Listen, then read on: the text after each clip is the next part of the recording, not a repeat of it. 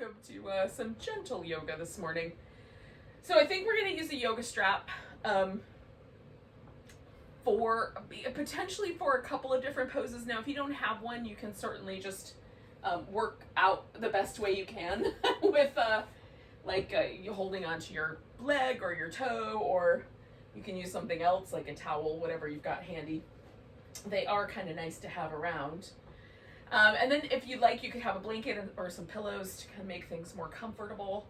So we're going to start lying down, and I'm going to make like a fish pose kind of happen.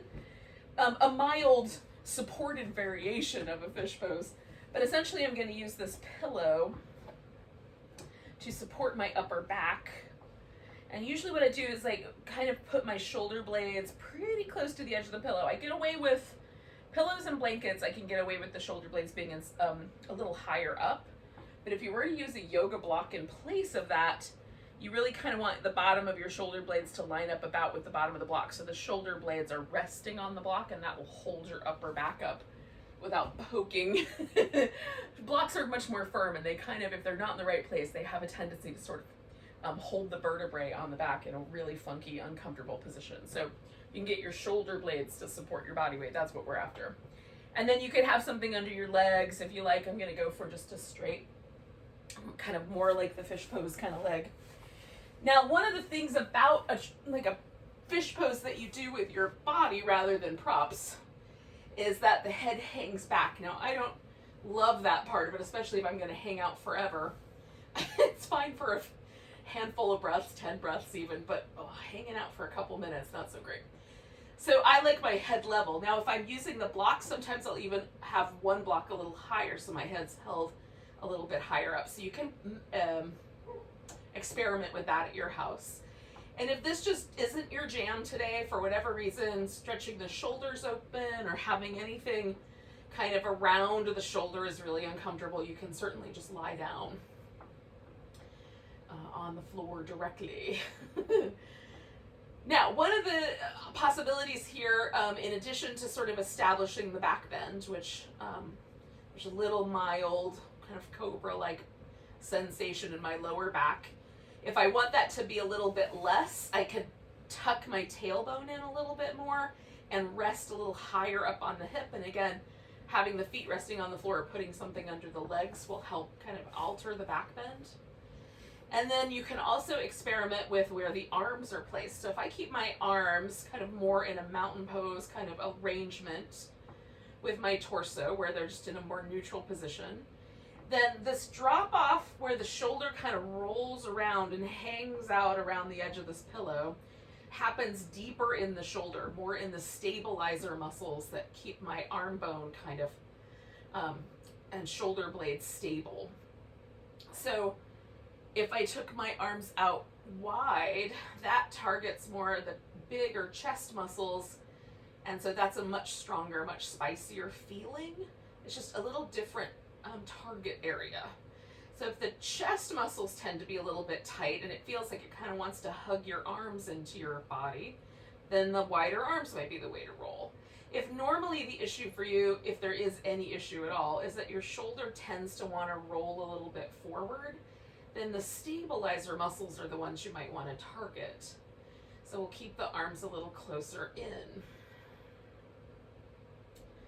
And then that will kind of, again, there's not a ton of sensation there. You could, if you really pay attention with all of your brain, really narrow your attention in there, really try to feel it. You can definitely feel things shifting in the shoulder, but there's not a ton of sensory nerves in there, so it's not quite as immediate as muscles that are a little closer to the surface of the body.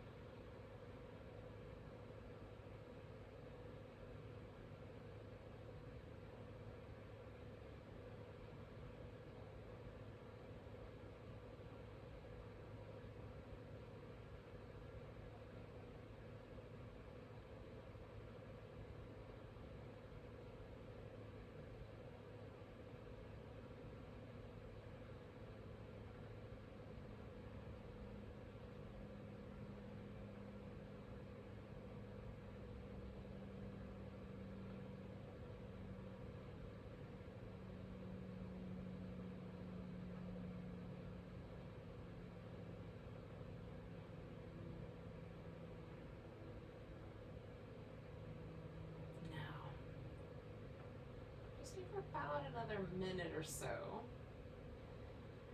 And all I'm doing now is really just concentrating on the breath and letting my body sink a little deeper in towards the most relaxed state I can get in.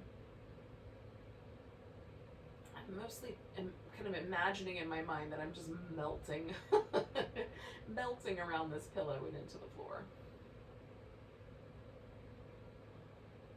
And the breath technique I'm working with in my practice right now, generally speaking, there are sometimes I make exceptions, but generally I'm just doing a slight hold of the breath on the inhale. So letting the inhale drop in naturally, holding briefly, and then letting the exhale fall out naturally.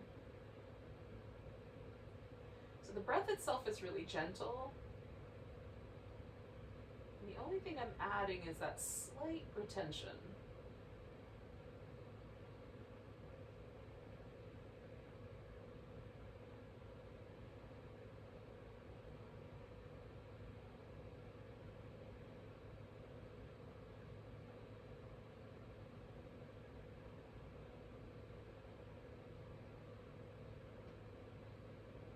One of the ways that we can work with the lymphatic system to kind of push lymph up toward the heart so that the waste products can be easily removed by the body is through this breath retention. Breath retention actually kind of helps lymphatic fluid move toward the heart. So this is a really mild version of that, but it certainly can be useful along with all the other things we're going to do to get lymph moving in the body.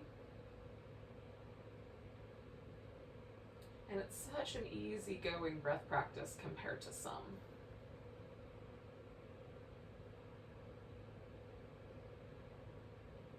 So we'll do about 3 more breaths.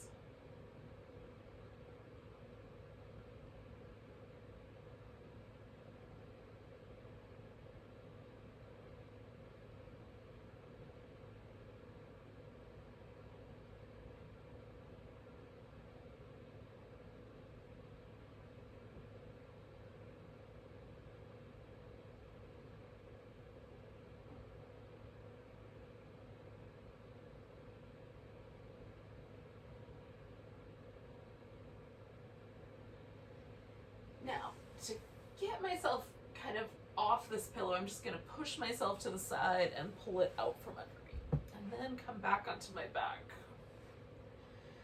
And now there's this kind of really lovely impression left behind. It still feels a little bit like I'm resting up on that pillow. So as that impression sort of slowly dissolves, one of the things that I like to do is reach up toward the ceiling so my shoulder blades are completely protracted out to the sides. I've got as wide an expanse of upper back between the shoulder blades as I can make.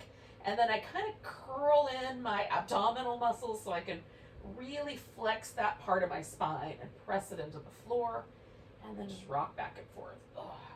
This is an area where I tend to carry a lot of muscle tension from stress and life. Just thinking I have to control the world.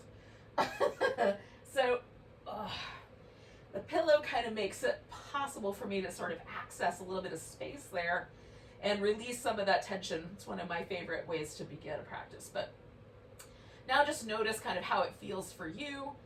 How does the upper back feel? How do the shoulders feel kind of in relationship to that? And we'll do a little kind of mild work with the shoulder. So we'll start by just bringing the arms kind of down along the sides of the body. And I've got my feet resting on the floor so that the hips and the low back and the relationship between the legs, the pelvis, and the spine is all as neutral as I can make it. So generally this is called Constructive Rest. It's pretty easygoing shape. So just something in that neighborhood that your legs don't feel like they have to be held really tightly with the muscle, and they'll just relax. You can have your legs out straight if there's no kind of tugging on your low back when that happens. So reaching the arms down. So now I'm depressing the shoulder blade, right? So pushing the shoulder blades down my back. And then as I bring my arms up, I'm going to protract as I go. And then the shoulder blades are going to elevate all the way up by my ears as I kind of reach overhead. And then as I come back, again, they're going to be in that protracted state and then in a depressed state. These are technical terms, but sometimes they sound funny to my ears. So we're gonna just do that back and forth. I need to give myself a couple more inches of space. And we'll do that twice more. And again, it's almost like I'm trying to push my arm bones around with my shoulder blades. And if there's any painful places along this pathway, this range of motion, just pause or stop just before you get to that painful place. Some rotator cuff injuries make it hard to go all the way overhead. Now we're going to go to that place where the shoulder blades are as protracted as they can get, and here we're going to do a little protraction retraction. So we're going to hug the shoulder blades in. You'll feel your back kind of shift on the floor, and then protract them out, reaching up toward the ceiling as far as you can. Hug them in, reach them up, hug them in. Now we're going to keep those retracted shoulder blades, and I even hug mine in just a little tighter than normal. And then reach around and grab one arm. So I'm holding onto my right arm with my left hand. I am going to pull on my right arm so that I'm going to try to protract my shoulder blade all the way out. And I'm going to use all the muscles in my upper back to hold my shoulder blade in a retracted state. So I'm putting equal amounts of effort between holding the shoulder blade in and trying to pull it out. And it doesn't look like much is happening from a visual perspective, but internally, it's a little bit of like an equally matched tug of war. And I find for myself, now I have, everybody has their own little issues with their shoulders, but for mine, where I mostly is just a tension issue with carrying tension around my shoulders, this is one of the greatest ways to release tension between my shoulder blade and my upper back. It's this kind of little protraction retraction fight. One more breath on this side. And then I'm going to release and come back to kind of what feels like neutral experience, rather, the two shoulders as they are. And then as I protract and retract again, just noticing if any changes have occurred. Now it feels like my right shoulder blade sits more level on the floor. On the left side, it feels like I can feel the little tip of my shoulder blade pressing into the ground. And on the right side now it feels more flat. So that just by itself seems interesting to me. So I'm going to reach over, grab this left arm with my right hand. And again, I'm going to try to hug my shoulder blade in while I try to pull it out in equal measure. Again, the little tug of war here doesn't look like much, but there's quite a lot of effort being exerted on both sides. And this may or may not be the right, shoulder move for you. Maybe one of the other ones is better, but we'll get to a few others when we get out of this supine position.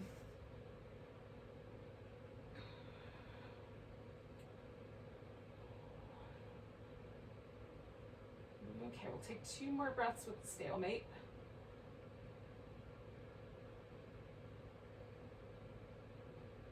And I'm going to release my arm, come back to what feels like neutral, and then one more time I'm just going to try a few rounds of this protraction retraction. And one more of those. And now I'm noticing a difference in my shoulders. Going to give that area a little bit of movement. And then as I bring my arms down, I just, I'm noticing if there is a difference, or if there's a kind of pleasant sensation left behind by that, or if it not so pleasant. It's pretty pleasant in my world. So we're going to switch gears a little bit and work with the hips, and then we'll kind of circle back around and add a shoulder in. So I'm just going to put my strap within easy reach. I'm going to take my left leg. I think we'll straighten that guy out and just let it relax. You can put a pillow under that knee if you like. And then I'm going to bring my right knee in, give it a little hug. And if you don't want to hold on to it, you can just let it float. And then spin your right foot in circles. And then I'll go the opposite direction.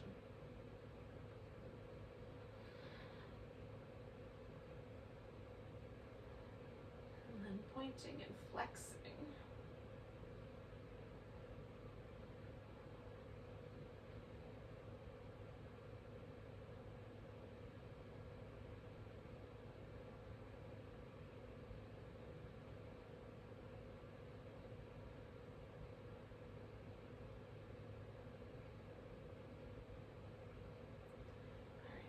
I'm just going to kind of hug that leg in toward me. I'm going to let go of it initially because I want to do this kind of pigeon sort of adjustment to the leg, externally rotating it. And then I'm going to bring it in and out, so adducting and abducting. Just bringing that leg across the midline and out to the side. So again, you can do that without holding on. Holding on to my ankle just gives me an anchor point. It's less wobbly. And then I'm going to grab the foot, so it's almost like a half happy baby or a kind of lunging upside down. I'm pulling my thigh towards the ground a little bit so my left hip lifts, and then I'm going to work on extending this left leg, left hip. So I'm trying to sort of let that lengthen as much as I can, maybe even bringing the leg backwards a bit in relationship to neutral. Or a hyperextension or a little bigger extension. I'm going to do that again, a little kind of pigeon-shaped rock the baby. And I'm just feeling out, like, where are the tight places? Like, is it the outer hip? Is it closer to the IT band? Is it wrapping more around toward my hamstrings? Where are the places that feel a little snug today? And then I can work with those individually. Coming back to my lunge, I'm going to extend out through my left leg.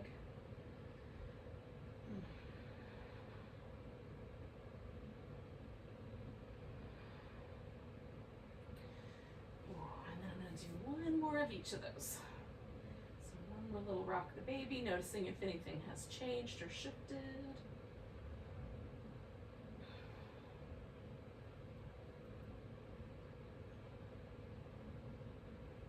And one more little reclining lunge. Half happy baby. Now holding onto my foot is fairly easy for me, but when I straighten out the leg, even though I can hold onto my big toe, I really like using a strap. So this is where you might add your strap if you haven't already. And you can do this in a variety of ways depending on the kind of strap that you have. If you have something that makes a loop, you could put your foot in the loop. And if you don't, just cross it over the top of the foot. Okay, so experiment with the placement of the leg. Bring it closer, take it farther away.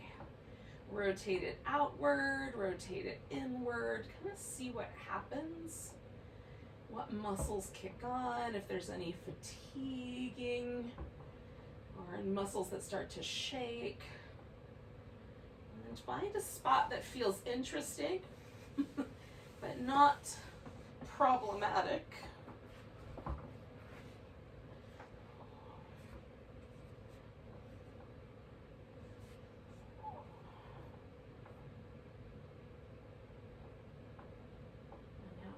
Noticing a little bit of kind of tenderness in this outer, slightly close to my outside hamstring. So when I internally rotate, I feel a little more stretch in that area where I was noticing the tightness.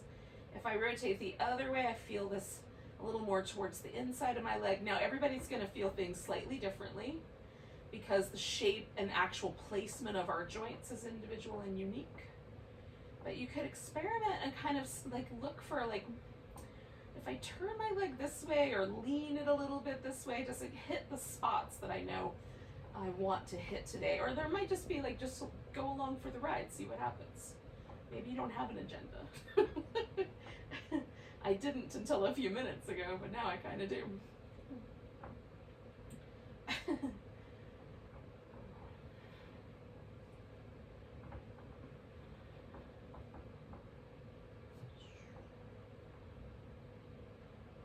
Take about 2 more breaths with this shape.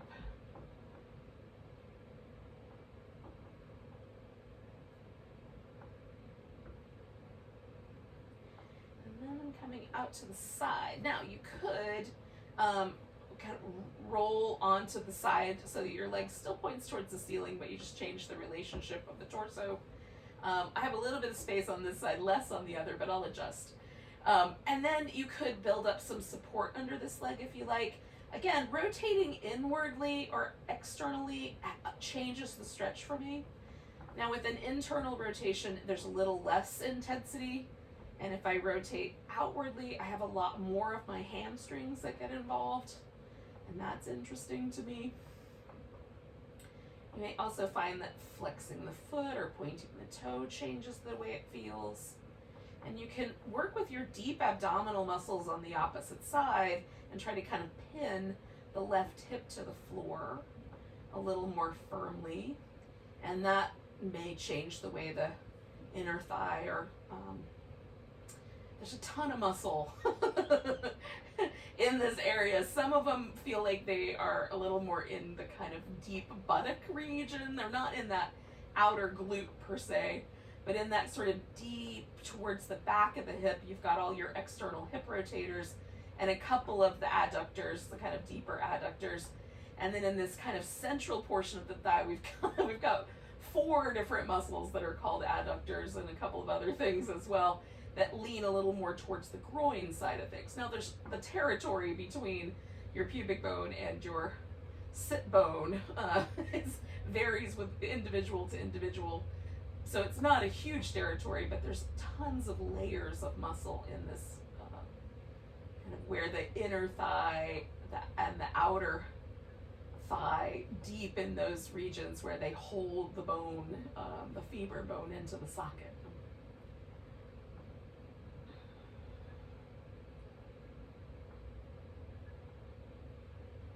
Depending on the angle, sometimes I can swing the intensity more towards the back of that shape or more towards the front of the shape. All right, so we're going to take about 3 more breaths.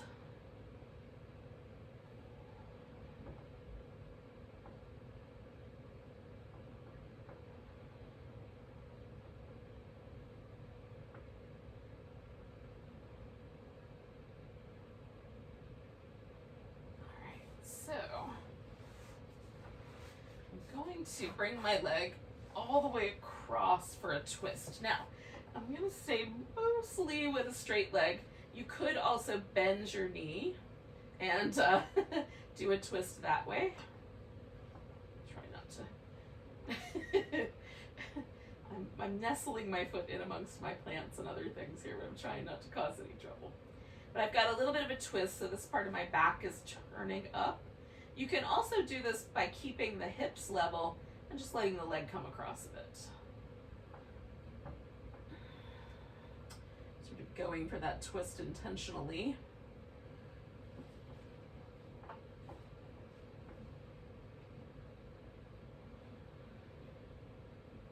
So now this is completely a song about my outer hip.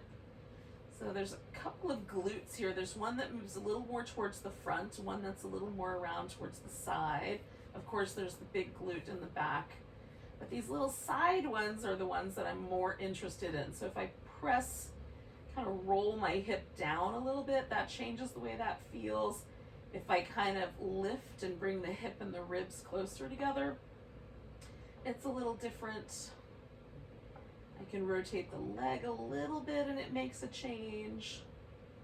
Externally rotating kind of takes more of the sensation into this deeper lower portion, whereas if I more internally rotate or just bring it to neutral, I feel that more in this kind of upper region of this outer hip. So I kind of like messing with that so that I have some really kind of keyed in attention to those details. So we'll take about 3 more breaths.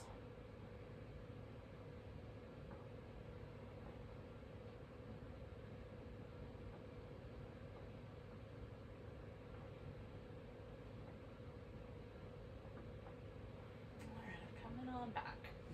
Now, I'm going to release myself from this strap first. And then give that leg a little shimmy. And then just for a moment, kind of hanging out with a neutral position, whether legs are straight or the legs are resting on the floor, either one is good. And just checking in to feel any differences, any changes or shifts in the way I perceive my body resting on the floor. sometimes usually it feels really pleasant. Every now and then it's not as pleasant, but I may have overdone it in those instances. So I'm gonna hug in the left leg, let the right leg rest, spin the left foot.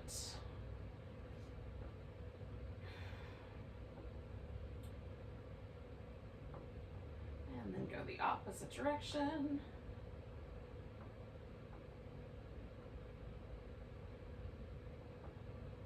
And then point and flex.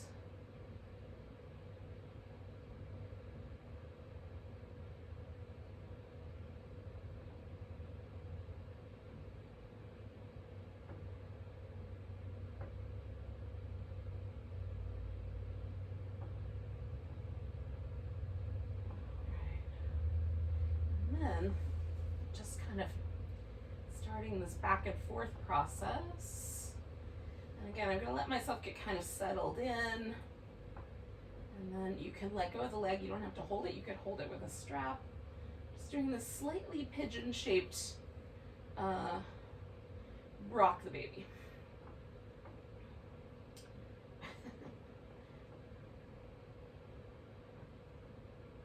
And then a little happy baby. And again, for me, it doesn't take much to get my right hip off the floor so that I can extend out through that right leg, but I am still kind of rolling just a little bit. And with my left side, my heel touches the ground here, but on the right side, it wants to float. So that tells me I don't have quite as much or slightly different range of motion here. Now, sometimes that range of motion difference is joint related. It could be just the shape of the joints is slightly different on the right side versus left. Or it could be that those muscles are tighter and they exert more force. Either way, it's the reality is there's a difference. And so I just work with it.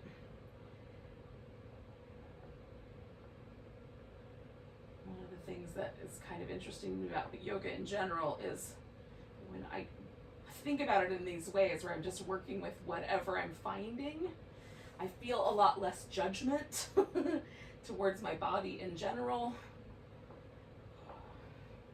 and more of a sense of curiosity. And I rather appreciate that perspective.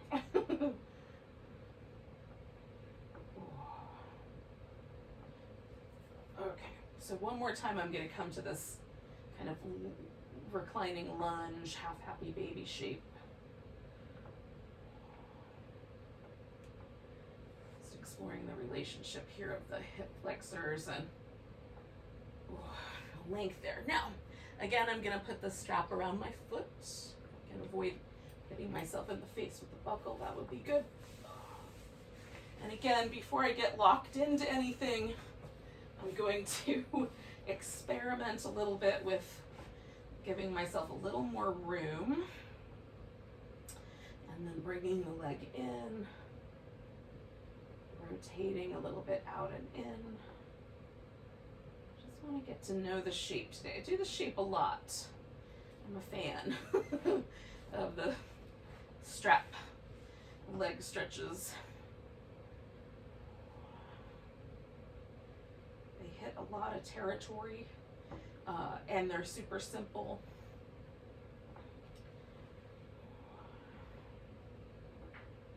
And almost always when I'm done with them, I feel like I walk a little more smoothly, a little more gazelle-like, a little less rhinoceros. That was my normal state of being.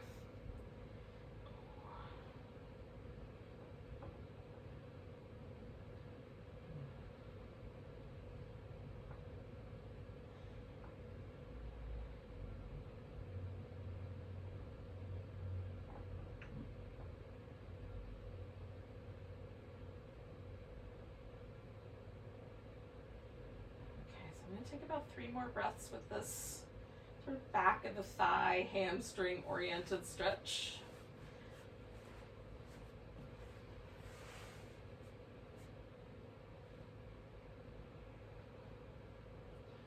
And then with my exhale, I'm coming out to the side. Again, I can work with my deep abdominals, try to hold my right hip in place. And then as I lean into the strap, I could rotate the leg inwardly or out. Again, for me, internal rotation, a little less spicy. External rotation, a little more spicy, a little more sensation there. Spreading out my toes changes the way my leg feels. Pointing the toes versus flexing the foot makes it feel a little different.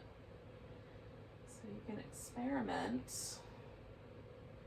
Add some props. Do whatever is appropriate for you. We're just exploring this kind of territory of muscle that lives in the deep pelvis and along the inner thigh. There are 2 points on the leg where I call them kind of super highways. They're places where a ton of muscles attach. So tons of muscles either have their origin or their insertion on the outer part of the femur bone, this little lumpy place on the femur called the greater trochanter. And then the second place is along the inner edge of the femur. There's tons of muscles that attach along the inner edge of the femur. So for me, these 2 points, this outer hip and this inner thigh, are points where a lot of tension or a lot of tenderness can kind of land.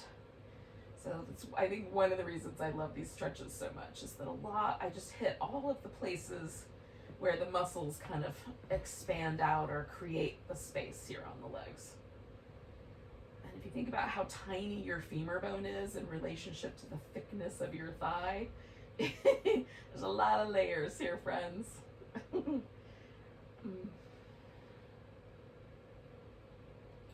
So a couple more breaths here.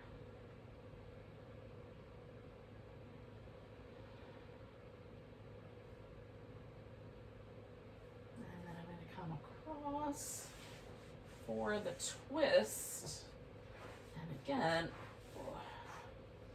I'm going to take my whole torso with me into the twist. Leaving my shoulders as level as I can. Again, I don't have a ton of range of motion here in terms of rotating the hip, but I do have some. And I can certainly rotate my femur externally, and that gives me a little more room to stretch the hip and the ribs away from one another. If I internally rotate, it sort of inclines me to squeeze the hips and the ribs closer together. So depending on how you want that sensation to go, where do you want it to land? Closer to the top, kind of around the edge where the top of the hip lands? Do you want it to land closer to this external attachment point out here on the edge of the femur? A little protrusion.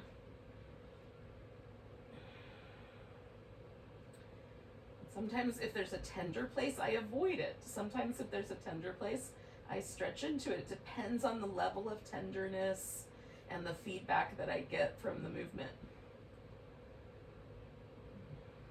So 3 more breaths here, which is super subjective, incidentally. So use your best judgment. Alright, so then I'm going to come on back. Release myself from the strap. Give myself a couple of moments. Now I'm going to do these little windshield wipery things where I internally rotate the leg and then externally rotate it. Just back and forth a couple times. And then stretch out. Now, we've hit a bunch of the territory of the thighs. What we haven't hit as much is this kind of front of the thigh. And then we're also going to do some more shoulders. So we'll roll onto our belly for that. We'll use Cobra for some shoulder work. Now, normally when I do Cobra, I line my hand up kind of close to my chest so that there is a comfortable bend in my wrist, but it's, closer to the center of my torso. But we're going to start with the hands way up high, just so that we have we're going to draw the hands back so we have a little range of motion shift. Just be kind to your wrists. So my elbows almost touch the ground when I've got my hands up here by my face. And for some of you, the elbow might actually come all the way down. The forearm might rest on the floor. So we're going to roll the shoulders. And I just try to make a circle with them that goes as big as I can make a circle with my shoulder blades in both directions. And then lifting myself into Cobra, I'm going to kind of draw the shoulder blades up, elevate them, and then depress them.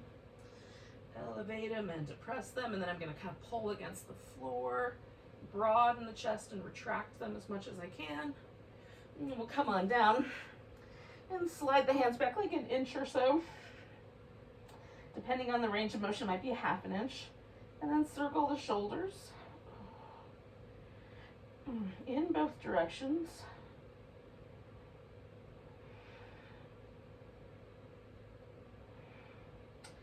Again, I'm going to lift into Cobra and elevate and depress the shoulder blades a few times.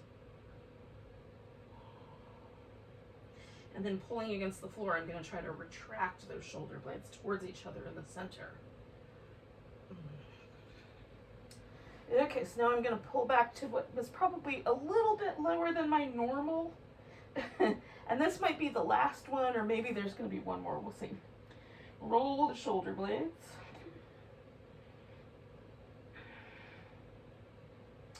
In both directions. And each time I move my hands, the range of motion is slightly different. That's why I like it. Lifting into Cobra, and again, elevating and depressing the shoulder blades a few times. And then pulling against the floor and retracting them. And we'll come back. And I'm just going to move my hands back just a tiny notch. I'm just about, the left wrist has a little more room, my right wrist a little less. So circling the shoulder blades in both directions. And then lifting, and now I can adjust my hands again, and elevating and depressing the shoulders. And then retract them back. And we'll take the arms out. Now I go a little bit forward, and then we're going to elevate the right shoulder blade and depress the left shoulder blade. And then switch. I also try to rotate just a little bit because it feels really nice.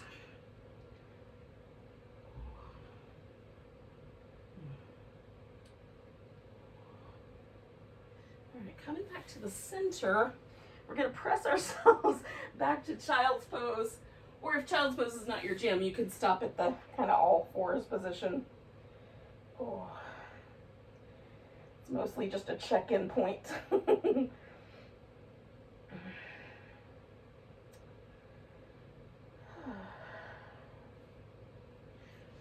When you're ready, we'll use a lunge to kind of get into the hip flexors a little more. So I'm going to bring the right foot forward, and you can have one hand on either side. I'm going to use the blocks because it gives me some options in my range of motion. I'm going to go back and forth.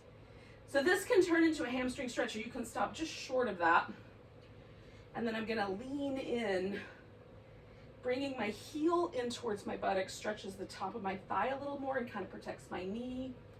So I'm doing that as well. And then lean in. If I elevate a little more, add a little more back bend to it with my torso, I feel a little more of that stretch. Come back away. And now I'm going to tuck my toes under, but you could also leave your foot flat. And just find a lunge that I like here. And I'm going to add a twist and come back to the center. Add a twist. Come back to the center. I'm just doing this with the breath. And then I'm going to come all the way back. I'm going to give my right leg a little shimmy. And then bring the left one forward. And so similarly, I'm just going to move forward and back, kind of feeling out this lunging, kind of top of the thigh sensation.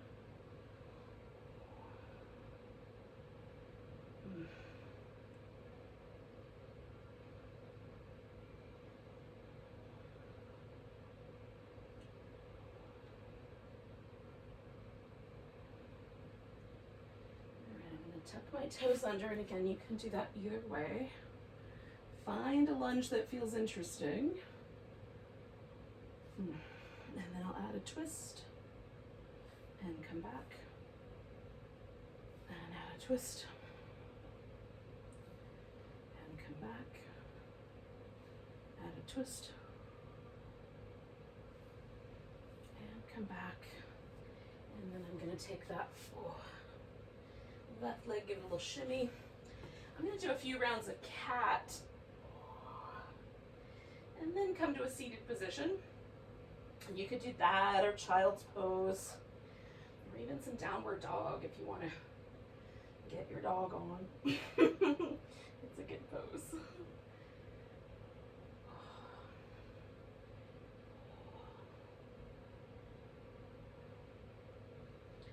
And then once we get seated, one leg is going to be bent, one leg is going to be straight. You can have them close to the midline or slightly more in a V. This gives us a couple of different flavors. For me, there's more options if I go for a V, but it might be that you have options no matter what. So I'm going to turn a little bit towards this leg. I'm folding over the shin, but you might go directly over the thigh, or even if the leg's closer to the middle, it might feel more like a twist.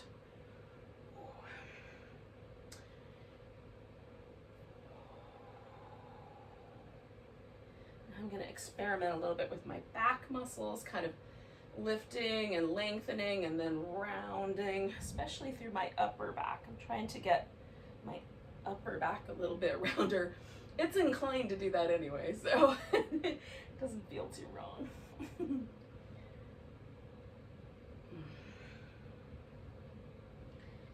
then I'm going to kind of walk myself to the middle here.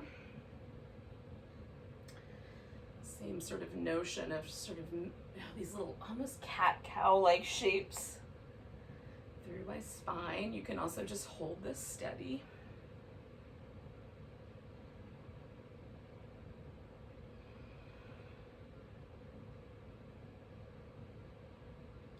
And then I'm going to walk around over to here. And you could turn this into a side bend, which I'm going to do in a second, but right now, kind of playing with this cat-cow shape, even though I have a slightly smaller range of motion once I'm over on this side. Still sort of interesting.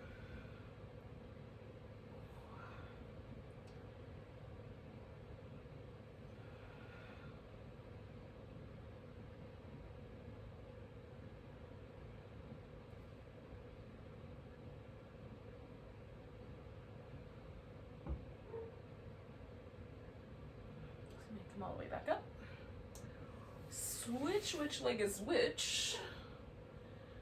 Give myself a little in between back and forth spine movement. And then I'm going to fold this direction.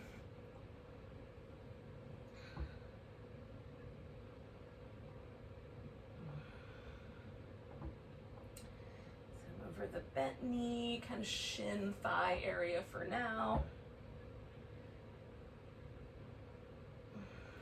One more breath, one more little cat-cow shape. And I'm going to come to the middle. And similarly,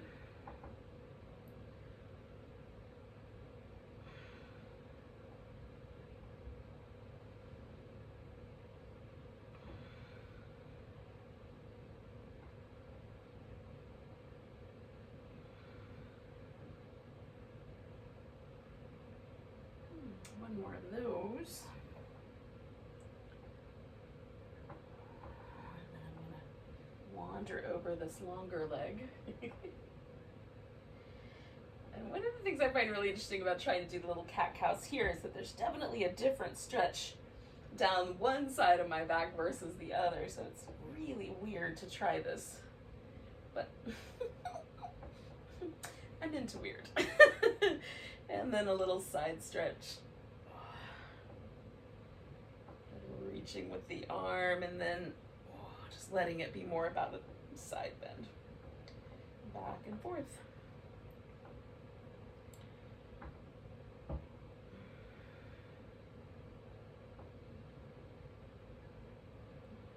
thinking one more breath.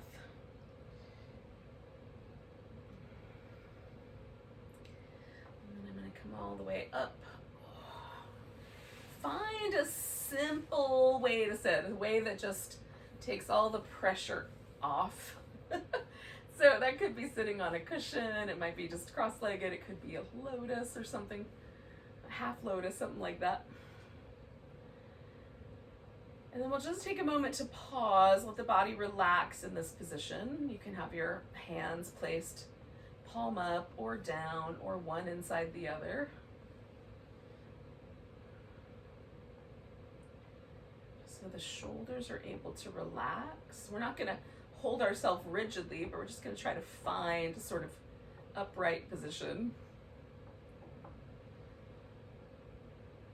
And then if it's okay, come back to that just slight bit of retention on the inhale. And we'll do a few rounds of breath like that.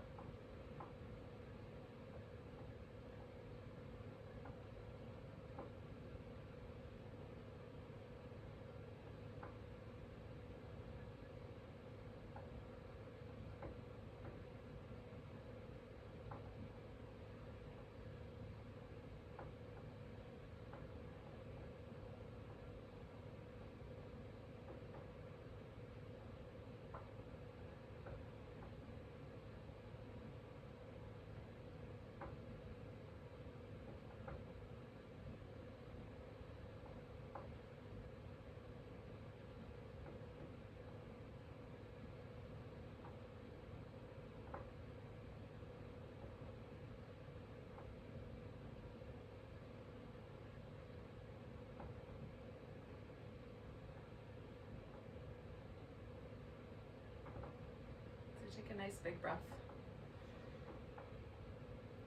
And let it go with a sigh. Thank you so much for joining me for some gentle yoga this morning. Have a great rest of your day. Namaste.